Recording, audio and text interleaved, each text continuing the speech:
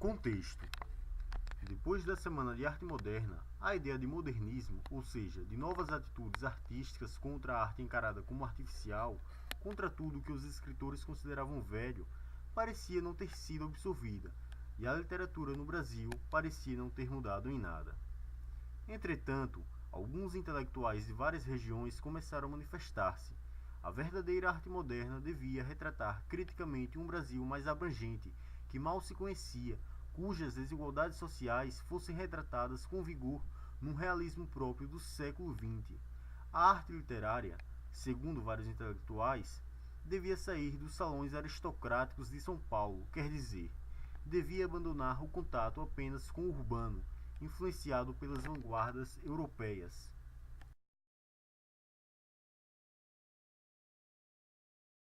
Características do romance de 30.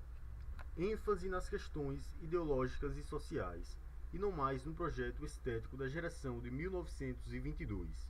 Rejeição ao experimentalismo técnico e ao gosto pela paródia, substituídos por um realismo mais ou menos trivial. Retrato direto da realidade, busca da verossimilhança, linearidade narrativa, etc. Tipificação social explícita, indivíduos que representam as várias classes sociais. Construção de um mundo ficcional que deve dar a ideia de abrangência e totalidade. Tomada de consciência do subdesenvolvimento, atraso e miséria do país. Denúncia contínua da situação opressiva vivida por camponeses e operários. Tentativa de comunicação com as massas através de uma linguagem coloquial. Valorização da realidade rural que levou os críticos a designarem o período como regionalista.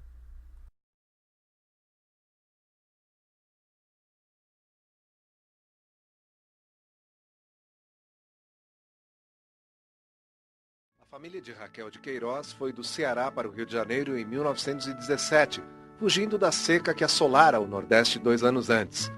Em 1930, Raquel levou o tema para O 15, livro de estreia aos 20 anos de idade. Mas a autora sempre se afirmou como jornalista.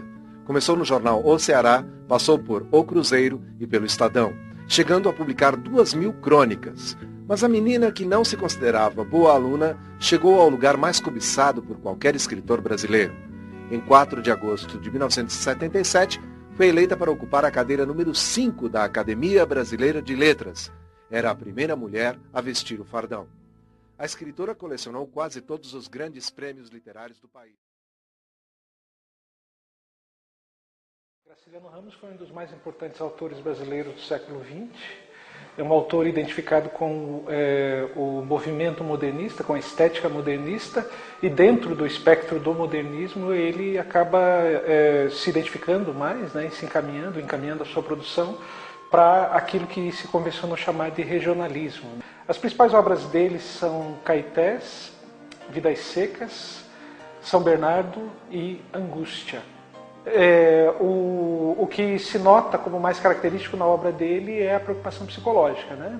Vale a pena a gente lembrar também que ele considera por igual tristes os destinos, né? Tanto dos senhores quanto dos serviçais, tanto daqueles que ocupam uma posição de mando e por causa dessa procura obsessiva, né? Pela respeitabilidade, pelo poder, né? O poder do mando e o poder da posse. Eles, ao fim de tudo, se sentem desprovidos do caráter humano, e exemplifica bastante bem isso o personagem Paulo Honório, né, de São Bernardo, assim como também da parte dos serviçais, daqueles que se colocam na base dessa pirâmide de poder. Nós reparamos que esses também acabam perdendo, né, por conta de todo um processo de espoliação, de injustiças, de violências sofridas. Também eles, ao fim de tudo, acabam perdendo o seu caráter mais eminentemente humano. E exemplifica isso Fabiano, o personagem principal de Vidas Secas. Agora Fabiano era vaqueiro, e ninguém o tiraria dali.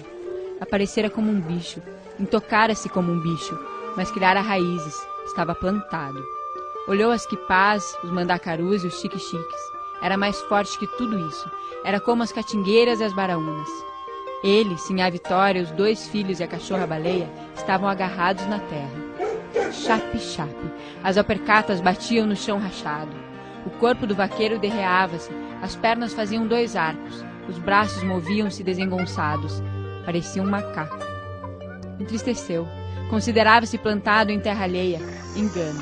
A sina dele era correr mundos, andar para cima e para baixo à toa como um judeu errante. Um vagabundo empurrado pela seca. Achava-se ali de passagem. Era hóspede. Sim, senhor. Hóspede que se demorava demais. Tomava amizade à casa, ao curral, ao chiqueiro das cabras, ao juazeiro que os tinha abrigado uma noite. Gabriela, sempre Gabriela.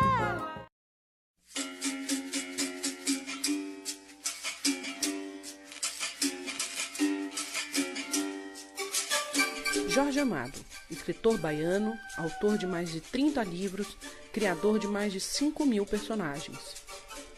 Exatamente como Nelson Rodrigues e Luiz Gonzaga, faria 100 anos em 2012 e ganha, como os colegas, mais uma oportunidade de ter sua obra revisitada. E segundo os especialistas na produção de Amado, há muito o que comemorar.